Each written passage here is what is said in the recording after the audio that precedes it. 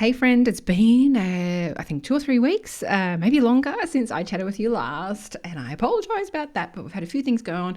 We had a great family trip to Japan, and then we all got hit with influenza A, which then carried on into chest infections and 3 weeks of sickness and coughing and spluttering and all the kinds of things.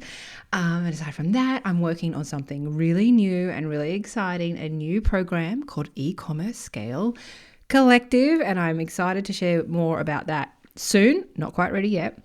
I've also been doing a little bit of other things outside of my regular coaching. I've been guest lecturing at a fashion business college in Sydney a couple of days a week, delivering their paid ads module, which will just happen over about 7 sessions. So that's been really fun to stretch myself and put on proper shoes and get back out into the city and in corporate clothes, and I guess challenge myself doing something new. So that's been really fun. So I've been really busy, which is why I haven't been here as much as I have wish I could be. But today I've got a cracker of an episode for you, and I know you're going to love it. So today I'm chatting with you about what exactly I do when I do my 90-day growth sessions. This is where I go in and audit an e-commerce business and look at the numbers, look at the data, look at all of the different marketing activities and what their results are. I look at the website to see if it is in fact working and helping us get those conversions, or whether there's anything that's broken that we need to fix. And then we actually go through on our call chatting about what your personal goals are. And then after that, I formulate a plan, a 90-day growth plan for you that includes all of like the KPIs, benchmarks, priorities, levers to pull in order to scale. But for those that aren't quite ready yet to dive into that, I wanted to give you a bit of a breakdown of what I actually do. So you know exactly what to look for inside of your own business and how to identify like what could be going wrong, what might be going right, in order to make this next half of the year the best ever. Because I know for a lot of ecom folks, it's been pretty wobbly in the past few months, especially for those of us in winter in Australia, New Zealand, economy, all these kind of things, crazy things going on, has meant that it's been pretty tough out there for small businesses. So I'm excited that the weather's starting to warm up, the days are getting longer, which means spring is coming, and obviously Q4 and our busiest time of year for e-com. So I thought this episode is timely in that it will help you do a bit of a self-audit of what's going on. And of course, if you want my help to do this with you, be sure to check out one of those 90-day growth sessions. I only ever release 3 a month, and I'll link it all in the show notes. All right, let's get started. Hi, welcome to the Online Store Success Podcast. I'm your host, Jody Minto, an e-commerce coach and meta ads specialist. Each week, I share with you practical strategies to help you grow a profitable online store that runs in school hours and supports your lifestyle. Let's get into it. So when I come in to audit an e-commerce business, these are the things that we initially look for, because I know that business owners often are stuck in this place where they're like, I don't know if it's my marketing that's not working. I don't know if it's my website that needs fixing. I don't know if I need to rebrand. I don't know if I need new products. And the problem is that business owners don't have a lack of ideas of new things to try. It's that everything feels important and urgent and is competing for your attention. And so when we don't really know which way we should be going, we end up kind of doing a little bit of everything and not really moving the needle, so to speak, as quickly as we'd like. So today I want to talk you through exactly how I approach an e-commerce business when I first review it and what that looks like, so you can go and have a little look too. Because there's obviously no one formula that works for everyone as well. It depends on what your goals are. So that is the very first thing we try to uncover. It is, what are we trying to achieve over the next days? Is profitability a priority versus increasing sales and customers? Is it about launching a new product or collection or getting ready for Black Friday or whatever it might be, right? So first of all, we try to uncover, like, okay, if we had to pick 3 main things that are the priority for the next 90 days, what are those? And then we'll certainly keep those front and center. But as we dive deeper into the numbers, we often find there's other things that should be the priority. So I want the numbers to tell me a story. And the first place we do this is inside of Shopify, because very often people are saying to me, I just think it's my ads. I think it's my ads, or I think it's my website. And Shopify itself will actually unlock a lot of information. And the first thing we're looking for is obviously revenue. And is it increasing? Is it decreasing? We're looking at your conversion rate on your online store. Is it above 1%? Is it looking kind of okay? We look at and again, has it increased or declined? We're looking at your average order value. Has that drastically dropped as well, because we obviously want people to spend as much as possible in the cart. And if you were doing $150 average order values, in July, and now in August it's dropped to 50, like we want to uncover why that is. We also want to look at your returning customer rate. How often are your customers coming back and buying from you again? And I often see this problem at both ends of the scale. Either our customers are never coming back for a repeat purchase. Maybe that returning customer rate might look really low. And when I say really low, maybe it's like less than 10%, which means you're constantly in this place of having to acquire new customers. And if you've been doing this for a little while now, particularly if you're running ads, we know that that's the most expensive customer to get, is a new one. We pay loads more in advertising costs to try and win new customers than what we do to have existing customers to come back and buy from us again. So perhaps that returning customer is really low. Really, we would love it to be sitting around 25, 30%. But I also see it at the other end of the scale, where the only people that are buying are existing customers. So we're not bringing in enough new customers into the business, and 80% of our monthly sales are going through the same pond, the same pool of people, which means you've got to keep coming up with new things to sell them to, right? So that's not a great spot to be in as well. So ideally, we're looking at that repeat customer rate of around 25, anywhere between 20 and 30%. 25% would be great. But yeah, if there's numbers don't quite sit there, we have to look at why. Why are people either not coming back and making a second purchase, or why are we not bringing in enough people into the funnel? Then we dive into best-selling products. What products are selling through the quickest. We also look at your ABC inventory report to see how much stock you're actually sitting on, and how much of that stock is your bestsellers and how much of it is the slow movers, and whether we need to address that and try and get rid of some of the C-grade inventory in order to bring in some cash so that we can reinvest it back into the A-grade. So that's the first thing we do inside of Shopify to identify some leaks. Now, for those of you folks that are into AI, like I am, you can ask AI to do this for you. Shopify has a little AI tool built in where you can ask it to run reports. I have found it's not particularly accurate though. And then this is if you want more detailed reports, mind you, because from those numbers alone, it paints a really clear picture. But if you want more detailed, you can go and use Claude or ChatGPT and use either one of the connectors or plugins to Shopify. Someone calls it a connector, someone calls it a plugin. And you can go and say, hey, run me a report for the past 6 months, 90 days, 30 days around, these different kinds of things. Anyway, so if you want to really dig deep, you can certainly go and do that.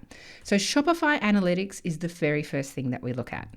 From there, based on those numbers, is which marketing tool we're going to first. Is it ads? Is it email or something else? So coming back to that example of that returning customer rate, if that is really low, if it's under 10%, i.e. customers are buying from you once and they're not coming back, that tells me we need to address our email marketing strategy, because more often than not, the emails that follow that first purchase, whether it's through flows or regular campaigns, is how we attract people coming back to your store to make a second purchase. It also happens on social media. So often if someone's bought from you, they'll probably follow you on social media. So we want to make sure that we are delivering content there that is aligned with whatever's going on in our ads and with our email. And an easy way to think about having your marketing strategy is to pick a theme. And even if it's a weekly, monthly, whatever, fortnightly theme, where, for example, this month we are talking about all things leopard print, right? And so making sure that our messaging, our content, our ads, our emails all ties in with this common theme that is important in our business business right now. And then our homepage has a banner that talks to the leopard print. So the messaging is cohesive across all of the touch points, right?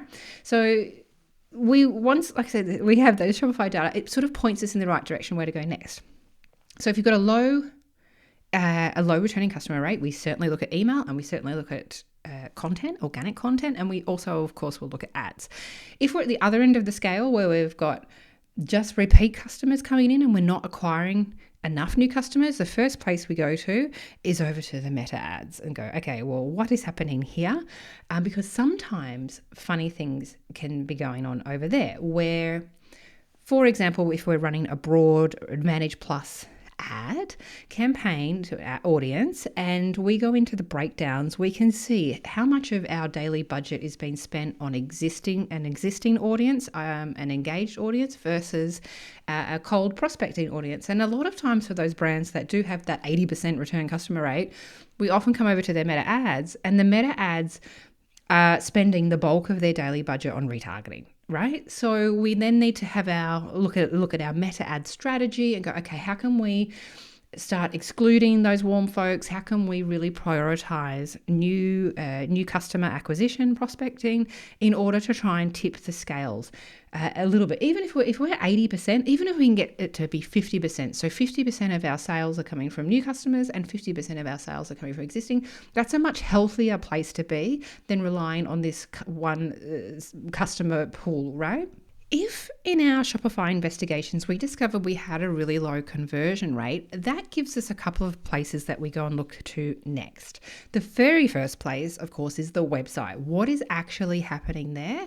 Is there anything confusing, broken, or I guess stopping customers from buying? A recent example is I did a website audit for a brand in the US, beautiful products, and they sell coordinated sets, so tops and bottoms, so you have the option of buying it together at one price, and then you also have the option of buying them separately. And when we went to the collection page, it was actually saying the price. It was showing the collection page for the coordinated set, but it was showing the price just for the individual items. So then the customer, would say $250, and they're like, oh my gosh, that's amazing, that's so cheap. And you click on the product, and it would take you to the page, and then it would flick to the price of the set, and then it would double, right? So things like that can deter customers.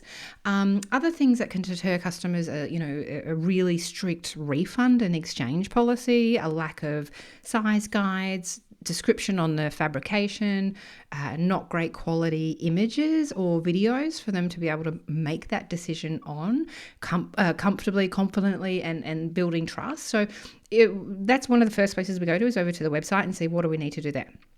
Second of all, we then need to come back to the traffic source. If we have a really low conversion rate, it might not necessarily be the website's fault. We perhaps maybe have traffic ads running to our website where we're getting lots and lots of cheap traffic, but not many customers. And that will skew the numbers. That will make your conversion rate look really bad. But the problem is that we've actually asked Meta for the wrong thing. We've asked for traffic when in fact we actually wanted purchases.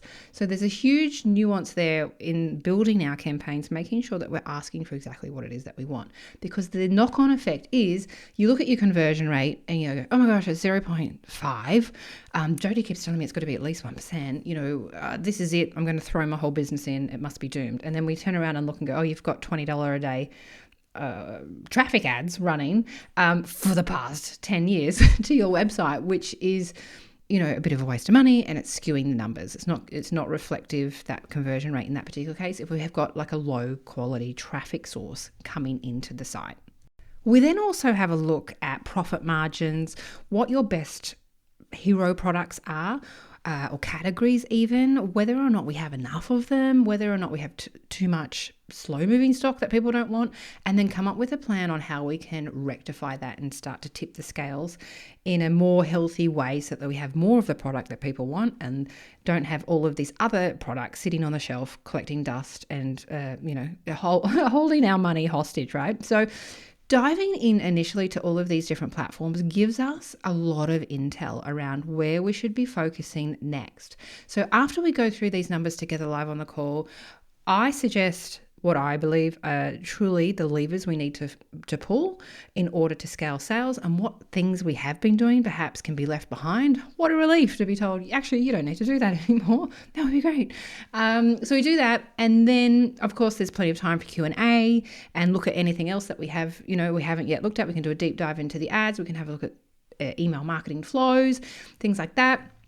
From there, once we wrap up, I go away and prepare a report, like a plan, where it is mapping out the next 90 days with exactly the steps that we need to do and by what date and what metrics we need to be measuring ourselves again and giving ourselves goals and next steps around, okay, once we've gotten through these 3 priorities, this is the next thing we would look at. So people come away from these sessions feeling like they've got so much clarity around what's going on in their business, what's working, what's not, and what to focus on next, but without feeling totally overwhelmed. I'm not going away and giving you 25 priorities to try and do in the next 3 months, because let's face it, those 3 months generally do speed on by really quickly.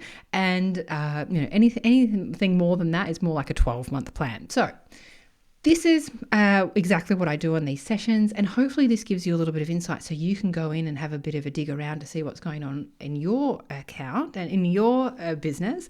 And if you do want my help doing this together, please do reach out or check the link in the show notes here and book in your 90-day growth sessions. I'm not sure how long these will stick around. They're available right now, particularly while I'm working on this new program that is going to be released soon. But I'd love to be able to help you. I'd love to be that second set of eyes and love to be able to help give you a different perspective of what's actually going on in your business based off more than 12 years in e-commerce, my own fashion brand, 7-figure fashion brand, and helping thousands of other e-com founders over the past, I think it's about 9 years now. I've been coaching. All right. I hope to see you again next week, same time, same place. Thanks for being here. Have a great week and bye for now. Thanks so much for listening to this episode of Online Store Success with me, Jody Minto. If you loved it, please share it with your friends on Instagram and tag me at @IamJodyMinto so I can say thank you. And if you really want to make my day, please go ahead and leave me a review on Apple Podcasts and give me a follow. If you'd like my help in starting or scaling your online store, be sure to check out my free resources and programs at jodyminto.com. Thanks again, and same time, same place next week. Bye for now.